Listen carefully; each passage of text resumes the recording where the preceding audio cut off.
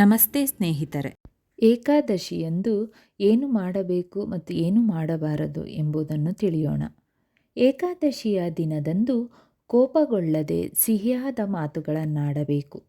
ಏಕಾದಶಿ ಉಪವಾಸವನ್ನು ಆಚರಿಸುವವರು ದಶಮಿಯ ದಿನದಂದು ಮಾಂಸ, ಬೆಳ್ಳುಳ್ಳಿ, ಈರುಳ್ಳಿ, ಬೇಳೆ ಇತ್ಯಾದಿ ನಿಷೇಧಿತ ವಸ್ತುಗಳನ್ನು ಸೇವಿಸಬಾರದು. ರಾತ್ರಿಯಲ್ಲಿ ಸಂಪೂರ್ಣ ಬ್ರಹ್ಮಚಾರ್ಯವನ್ನು ಆಚರಿಸಬೇಕು ಮತ್ತು ಇಂದ್ರಿಯ ಸುಖಗಳಿಂದ ದೂರವಿರಬೇಕು. ಏಕಾದಶಿಯಂದು ಬೆಳಗ್ಗೆ ಮರದ ಹಲ್ಲುಜ್ಜುವ ಬ್ರಷ್ ಬಳಸುವುದನ್ನು ತಪ್ಪಿಸಿ. ನಿಂಬೆ ಅಥವಾ ಮಾವಿನ ಎಲೆಗಳನ್ನು ಅಗಿಯಿರಿ ಮತ್ತು ನಿಮ್ಮ ಬೆರಳಿನಿಂದ ಗಂಟಲು ಸ್ವಚ್ಛಗೊಳಿಸಿ. ಮರದಿಂದ ಎಲೆಯನ್ನು ಕೀಳುವುದನ್ನು ಸಹ ನಿಷೇಧಿಸಲಾಗಿದೆ. ಆದ್ದರಿಂದ ನೀವೇ ಬಿದ್ದ ಎಲೆಯನ್ನು ಸೇವಿಸಿ. ಇದು ಸಾಧ್ಯವಾಗದಿದ್ದರೆ 12 ಬಾರಿ ನೀರಿನಿಂದ ಬಾಯಿ ಮುಕ್ಕಳಿಸಿ. ನಂತರ ಸ್ನಾನದ ನಂತರ ದೇವಸ್ಥಾನಕ್ಕೆ ಹೋಗಿ ಗೀತೆಯನ್ನು ಪಠಿಸಿ ಅಥವಾ ಪುರೋಹಿತರು ಪಠಿಸುವುದನ್ನು ಕೇಳಿ. ನಂತರ ದೇವರ ಮುಂದೆ ಒಂದು ಪ್ರತಿಜ್ಞೆ ಮಾಡಿ. ಇಂದು ನಾನು ಕಳ್ಳರು, ಕಪಟಿಗಳೊಂದಿಗೆ ಅಥವಾ ದುಷ್ಟ ಜನರೊಂದಿಗೆ ಮಾತನಾಡುವುದಿಲ್ಲ. ಯಾರಿಗೂ ನೋವುಂಟು ಮಾಡುವುದಿಲ್ಲ. ನಾನು ರಾತ್ರಿಯಲ್ಲಿ ಎಚ್ಚರವಾಗಿದ್ದು ಕೀರ್ತನೆ ಆಡುತ್ತೇನೆ.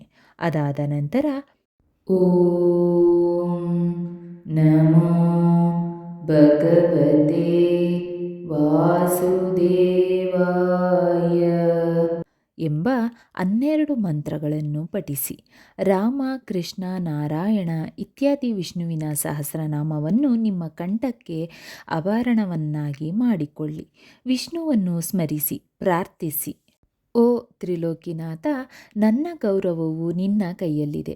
ಆದ್ದರಿಂದ ಈ ಪ್ರತಿಜ್ಞೆಯನ್ನು ಪೂರೈಸಲು ನನಗೆ ಶಕ್ತಿಯನ್ನು ದಯಪಾಲಿಸು.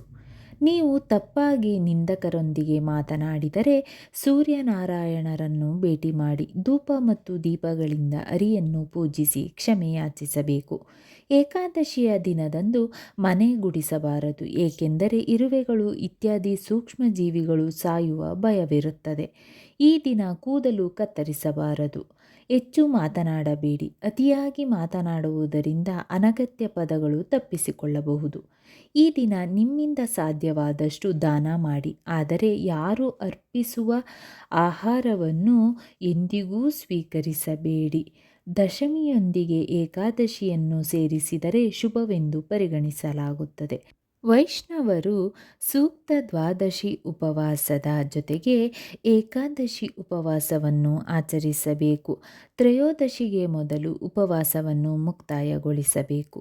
ಏಕಾದಶಿಯ ದಿನದಂದು ಉಪವಾಸ ಮಾಡುವ ವ್ಯಕ್ತಿಯು ಕ್ಯಾರೆಟ್, ಎಲೆಕೋಸು, ಪಾಲಕ್ ಇತ್ಯಾದಿಗಳನ್ನು ಸೇವಿಸಬಾರದು. ಬಾಳೆಹಣ್ಣು, ಮಾವು, ದ್ರಾಕ್ಷಿ, ಬಾದಾಮಿ, ಪಿಸ್ತಾ ಮುಂತಾದ ಅಮೃತ ಹಣ್ಣುಗಳನ್ನು ಸೇವಿಸಿ. ಪ್ರತಿಯೊಂದು ವಸ್ತುವನ್ನು ದೇವರಿಗೆ ಅರ್ಪಿಸಿ ತುಳಸಿ ಎಲೆಯನ್ನು ಬಿಟ್ಟ ನಂತರ ಸೇವಿಸಬೇಕು. ದ್ವಾದಶಿಯ ದಿನದಂದು ಬ್ರಾಹ್ಮಣರಿಗೆ ಸಿಹಿ ತಿಂಡಿ ಮತ್ತು ದಕ್ಷಿಣೆಯನ್ನು ನೀಡಬೇಕು. ಏಕಾದಶಿ ದೇವತೆಯ ಬಗ್ಗೆ ಪದ್ಮಪುರಾಣವು ಒಮ್ಮೆ ಸದ್ಗುಣಶೀಲ ಧರ್ಮರಾಜ ಯುಧಿಷ್ಠಿರನಿಗೆ ದೈವಿಕ ಶ್ರೀಕೃಷ್ಣನು ಏಕಾದಶಿ ಉಪವಾಸವನ್ನು ಆಚರಿಸಲು ಸೂಚಿಸಿದನು. ಇದು ಎಲ್ಲ ದುಃಖಗಳು ಮತ್ತು 3 ರೀತಿಯ ದುಃಖಗಳಿಂದ ಪರಿಹಾರವನ್ನು ನೀಡುತ್ತದೆ. ಇದು ಸಾವಿರಾರು ಯಾಗಗಳ ಅನುಷ್ಠಾನಕ್ಕೆ ಹೋಲಿಸಬಹುದು ಮತ್ತು 4 ಪುರುಷಾರ್ಥಗಳನ್ನು ಸುಲಭವಾಗಿ ಪೂರೈಸುತ್ತದೆ ಎಂದು ಹೇಳುತ್ತದೆ. ಈ ಉಪವಾಸವನ್ನು ಆಚರಿಸುವುದರಿಂದ ಜೀವನದ ಎಲ್ಲ ತೊಂದರೆಗಳು ನಿವಾರಣೆಯಾಗುತ್ತವೆ ಮತ್ತು ಉಪವಾಸ ಮಾಡುವ ವ್ಯಕ್ತಿಯು ದೈವಿಕ ಪ್ರಯೋಜನಗಳನ್ನು ಪಡೆಯುತ್ತಾನೆ. ಆದ್ದರಿಂದ ಎಲ್ಲ ಭಕ್ತರು ಏಕಾದಶಿ ಉಪವಾಸದ ನಿಯಮಗಳನ್ನು ಪಾಲಿಸಬೇಕು. ಈ ಶುಭ ದಿನ ಈ ಮಂತ್ರವನ್ನು 108 ಬಾರಿ ಪಠಿಸಬೇಕು. ಮಂತ್ರ ಈ ರೀತಿ ಇದೆ. ಓಂ ನಮೋ ಭಗವತೆ ವಾಸುದೇವಾಯ. ಓಂ ನಮೋ ಭಗವತೆ ವಾಸುದೇವಾಯ. ಓಂ ನಮೋ ಭಗವತೆ ವಾಸುದೇವಾಯ.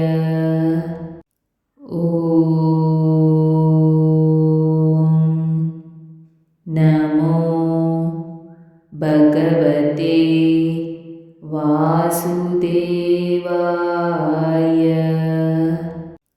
ಓಂ ನಮೋ ಭಗವತೆ ವಾಸುದೇವಾಯ. ಓಂ ನಮೋ ಭಗವತೆ ವಾಸುದೇವಾಯ. ಓಂ ನಮೋ ಭಗವತೆ ವಾಸುದೇವಾಯ. ಓಂ ನಮೋ ಭಗವತೆ ವಾಸುದೇವಾಯ. ಓಂ ನಮೋ ಭಗವತೆ ವಾಸುದೇವಾಯ. ಓಂ ನಮೋ ಭಗವತೆ ವಾಸುದೇವಾಯ. ಓಂ ನಮೋ ಭಗವತೆ ವಾಸುದೇವಾಯ. ಓಂ ನಮೋ ಭಗವತೆ ವಾಸುದೇವಾಯ. ಓಂ ನಮೋ ಭಗವತೆ ವಾಸುದೇವಾಯ. ಓಂ ನಮೋ ಭಗವತೆ ವಾಸುದೇವಾಯ. ಓಂ ನಮೋ ಭಗವತೆ ವಾಸುದೇವಾಯ.